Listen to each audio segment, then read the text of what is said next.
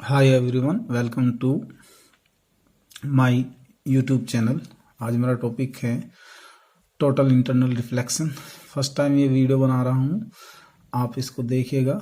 अगर आपको अच्छा लगेगा चैनल को सब्सक्राइब कीजिएगा, लाइक कीजिएगा, कमेंट्स कीजिएगा और आने वाले टाइम में नए नए वीडियो अपलोड करता जाऊँगा मैं और आप देखते जाएंगे।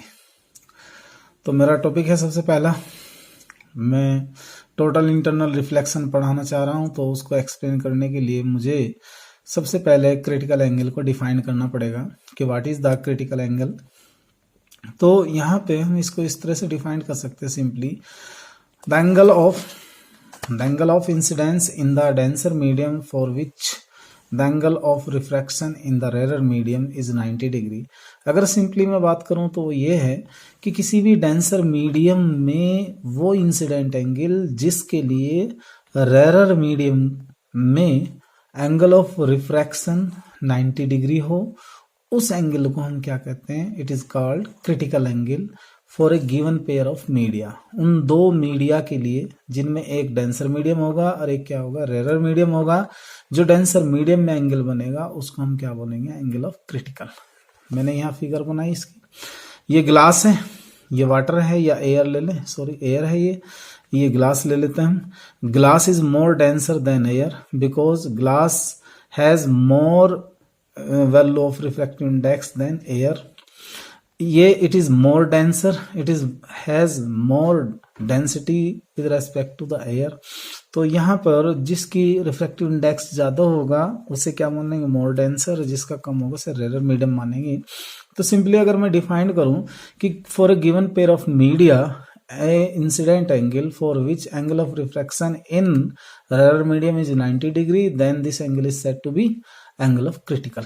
क्रिटिकल एंगल कहेंगे इसको, सिंपली हम डिनोट करते हैं या तो IC से डिनोट करते हैं या C से, ये हमारी मर्जी, हम किससे डिनोट करना चाहें। अब हम नेक्स्ट टॉपिक शुरू करते हैं, इस पर relation between critical angle and refractive index. Relation between critical angle and refractive index, refractive index के बीच और क्रिटिकल एंगल के बीच का हमें क्या निकालना होता है, रिलेशन फाइंड करना होता है। तो हम यहाँ एक फिगर्स कंस्ट्रक्ट कर लेंगे, ये जैसे आप देख रहे हैं, एक मीडियम ग्लास ले लेते हैं, दूसरा मीडियम एयर ले लेते हैं, ये इंसिडेंट रे है, ये एंगल ऑफ क्रिटिकल है, ये आपका रिफ्रैक्शन एंगल ऑफ रिफ्रैक्शन है 90 डिग्री, R से डिनोट करते हैं हम लोग। हम यहाँ इस पॉइंट पर स्नेल्स लॉ लगाएंगे because light goes from glass to air, glass से एयर में जा रही है, तो हम इसके लिए फार्मूला लगाएंगे Snell's law, sine I upon sine R it is equal to refractive index of air with respect to glass. But here incident angle I is equal to critical angle C, angle of refraction R is equal to 90 degree. तो put the value I and R, यहाँ आ जाएगा sine C upon sine 90 it is equal to glass sorry refractive index of air with respect to glass, यानी कि G mu A। Sign 90 की value कितनी होगी 1, तो sine C upon 1 it is equal to G mu A। लेकिन हम लोग यहाँ इसको ऐसे भी लिख सकते हैं, G mu A it is equal to sine C, ये क्या आ जाएगा, sine C। If we want to calculate the refractive index of glass with respect to air, यानी कि A म्यू Z, अगर मुझे ग्लास का एयर के रेस्पेक्ट में रिफ्रैक्टिव इंडेक्स फाइंड करना है तो मुझे लिखना पड़ेगा A mu Z it is equal to 1 upon sine C, where C is the angle of critical and A mu Z का मीनिंग है refractive index of glass with respect to air. तो ये यहाँ तक इसका टॉपिक हो गया, critical angle and relation between critical angle and the refractive index of the medium. इसके बाद आते हैं हम लोग, यहाँ हम थोड़ा और आगे इसको ले जाते हैं। हम लोगों ने पढ़ा है किसी भी मीडियम का रिफ्रैक्टिव इंडेक्स कहता है, refractive index of glass with respect to air it is equal to क्या लिखा जा सकता है, C upon V, where C is the speed of light in air and V is the speed of light in glass. Also एक result और होता है, यहाँ पे म्यू इज इक्वल टू क्या होता है, lambda upon lambda M, where mu is the refractive index, lambda is the wavelength of the light in air, lambda m is the wavelength of light in any medium। तो इस फार्मूले का use कर लेंगे हम, A mu Z it is equal to lambda A upon lambda G। तो हम यहाँ पर साइन C जो आप देख रहे हैं क्लियर दिखाई दे रहा है। Sine C it is equal to 1/μg, और हम इसकी हेल्प से c/v लिख लेंगे इसको, और इसको हम ऐसे भी लिख सकते हैं कि sine C it is equal to v/c। Also sine C can be written in terms of lambda, तो sine I C it is equal to 1/λa/λg, sine I C it is equal to λg/λa, ऊपर चला जाएगा। तो यहां से एक result बना इन terms of wavelength. If you want to calculate the critical angle in terms of wavelength, then you use this formula sin IC is equal to λg/λa, where λg it is the wavelength of light in glass, λa it is the wavelength of light in air. Remark, आप यहां याद रखिएगा sine C या sine I C is equal to क्या होता है 1/μ होता है, बट म्यू इजकल टू एक कोची इक्वेशन होती है, म्यू इजकल टू a+b/λ²। ये इक्वेशन ये बताएगी कि for which colour angle of critical is maximum and for which colour angle of critical is minimum. हम लोगों को मालूम है अगर हम रेड कलर के लिए देखना चाहें, लैम्डा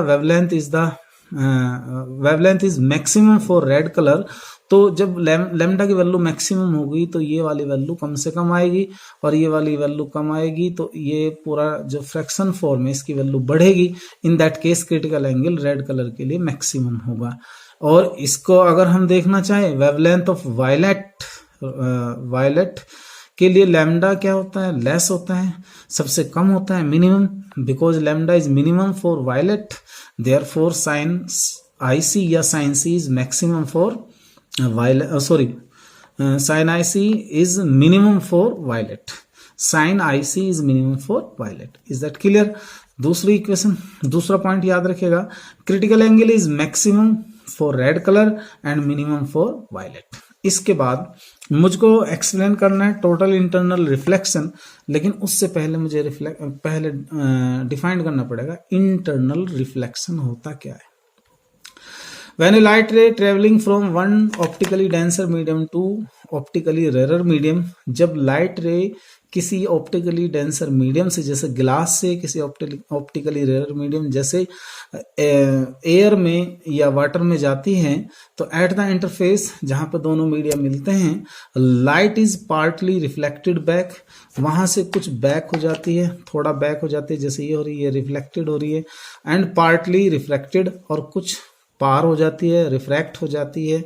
तो इस फिनोमेना को उस इंटरफेस के लिए उस पॉइंट पर हम क्या कहते हैं, the reflection is called internal reflection. इस फिनोमेना को क्या नाम देंगे हम, इंटरनल रिफ्लेक्शन। सिंपल सी बात, जब भी कोई लाइट रे डेंसर मीडियम से रेयर मीडियम में जाती है, अगर उस लाइट रे का इंसिडेंट रे का एक पार्ट रिफ्लेक्ट होता है पार्सली, दूसरा पार्ट पार्सली रिफ्रैक्ट होता है, तो इस फिनोमेना को इंटरनल रिफ्लेक्शन कहते हैं।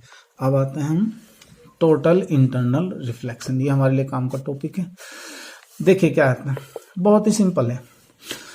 The phenomena of complete reflection of light, the phenomena of complete reflection of light back into the same medium for angle of incidence greater than to the critical angle is called total internal reflection। समझिए इसको क्या कहता है, एक ऐसी phenomena जिसके अंदर light का जो रिफ्लेक्शन होता है कंप्लीटली उसी मीडियम में होता है जिससे वो आई थी, लेकिन वो तब होता है जब angle of incidence always greater than to the critical angle of that media, उस मीडियम के लिए।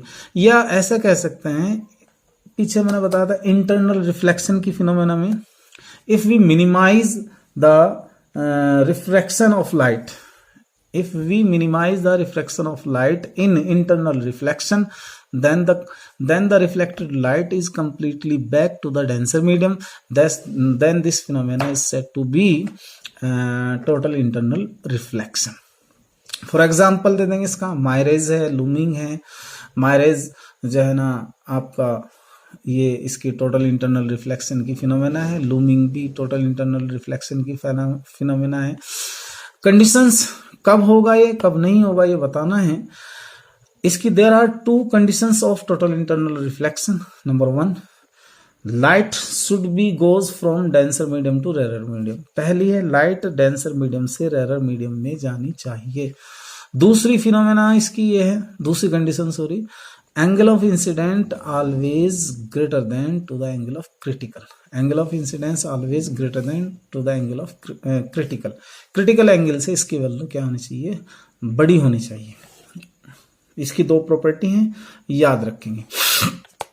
अब हम आते हैं relationship between height h and the radius small r of physical world for fish inside water. इसको ऐसे समझिए कि एक मछली, एक फिश पानी के अंदर किसी डेप्थ पे है, उसको जो बाहर का संसार दिखाई देता है, बाहर का जो वर्ल्ड दिखाई देगा, वो एक कॉनिकल शेप में दिखाई देगा। और उस कॉनिकल शेप का जो जनरेटर है, ये वाला हिस्सा, ये हमें इसकी रेडियस फाइंड करनी। इसे क्या बोलते हैं, फिजिकल वर्ल्ड फॉर फिश। इसकी रेडियस फाइंड करके इसका एरिया निकालना है। तो आप यहाँ देखें बेटा, फिगर देख रहे हैं आप लोग, ये फिश होगी, यहाँ से ये फिश किस चीज को देख रही है, तो ये कॉनिकल शेप में इसका जो जनरेटर होगा सर्किल होगा। तो इस वाले में अगर मैं, आप देखें गौर से, अगर मैं यहाँ पर ये पॉइंट में O मान लूँ, ये पॉइंट में A मान लूँ, और इस पॉइंट को मैं यहाँ पे कुछ ही रख देते हैं, मैं मान लिया M। तो इस फिगर में देखें, ट्रायंगल OMA या ट्रायंगल AOM में tan C ये रहा, tan C क्या होगा, परपेंडिकुलर अपॉन बेस, तो स्मॉल r अपॉन h आ जाएगा, स्मॉल r अपॉन h। तो यहां से स्मॉल r की वैल्यू क्या आएगी, small r is equal to h tan IC। This is the first equation. But हमने पढ़ा, क्योंकि यहाँ पर टोटल इंटरनल रिफ्लेक्शन की फिनोमिना होगी, लाइट रे यहाँ से ऐसे सरफेस से फैल जाएगी। तो यहाँ sine I C is equal to, यानी कि साइन सी इजकल टू क्या होगा, 1/μ होगा। एंड कोस सी की जरूरत पड़ने वाली है। कोस सी, यहाँ देखिए ये सी है, इसके सामने की लाइन परपेंडिकुलर, ये बेस, ये हाइपोटेनियस। कोस सी क्या होगा, बेस अपॉन हाइपोटेनियस। बेस क्या होगा h, हाइपोटेनियस क्या होगा √h² प्लस r²। तो कोस सी की वैल्यू क्या आएगी, h upon √h² plus r²। ये कोस सी की वैल्यू है बेटा। अब हम इस इक्वेशन को दोबारा से ले लेते हैं, small r is equal to h into sine I C upon cos I C is equal to h as it is. Sine I C की वैल्यू ये रही, यहां से sine I C is equal to क्या, 1/μ, तो यहाँ आ गया 1/μ मल्टीप्लाई कोस सी की वैल्यू क्या होगी, h upon √h² plus r²। जब रिवर्स करेंगे तो उल्टा हो जाएगा, तो ये बनेगी। इससे h से h कैंसिल हो जाएगा, हमारे पास जो टर्म बनेगी ये आएगी r is equal to √h² plus r² upon μ। आप क्या करें, म्यू को इसके साथ ले जाएं, इससे क्या बनेगा, μr it is equal to √h² plus r²।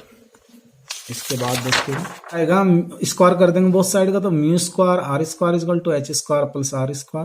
μ² r² minus r² is equal to h²। r² को इधर रिप्लेस कर देंगे, r² इसमें से कॉमन निकाल लेंगे, r² is equal to μ² minus 1 it is equal to h²। तो r² इजकल टू क्या होगा, h² upon μ² minus 1। This is the equation number 2। अगर हमें इस इक्वेशन की हेल्प से, ये जो हमारी आई थी r² की, अगर हमें इस इक्वेशन की हेल्प से एरिया ऑफ क्या निकालना हो, अगर हमें इस इक्वेशन की हेल्प से एरिया ऑफ द वर्ल्ड निकालना हो, तो ये क्या आएगा, a is equal to pi r²। तो a it is equal to pi r² की वैल्यू यहां से ले आएंगे, ये h² अपॉन μ² माइनस 1, तो pi h² upon √μ² minus 1। This is the equation number 3। इस फार्मूले से अब हम दोबारा से स्क्वायर रूट ले लेते हैं। जब हम इसका स्क्वायर रूट लेंगे तो ये क्या आ जाएगा, r is equal to h upon √μ² minus 1। इससे तो आएगा जो फिश को फिजिकल वर्ल्ड दिखाई दे रहा है, जो उसका वर्चुअल वर्ल्ड है, उसको जो दिखाई दे रहा है उसकी रेडियस, यानी कि जो सर्किल बना हुआ है इसकी रेडियस आ गई है। इस फार्मूले से तो रेडियस निकाल सकते हैं और इस फार्मूले से इसका एरिया। अब इसमें एक छोटी सी प्रॉब्लम है, देखिए क्वेश्चन है to calculate the speed of light in medium of the critical angle 30 degree.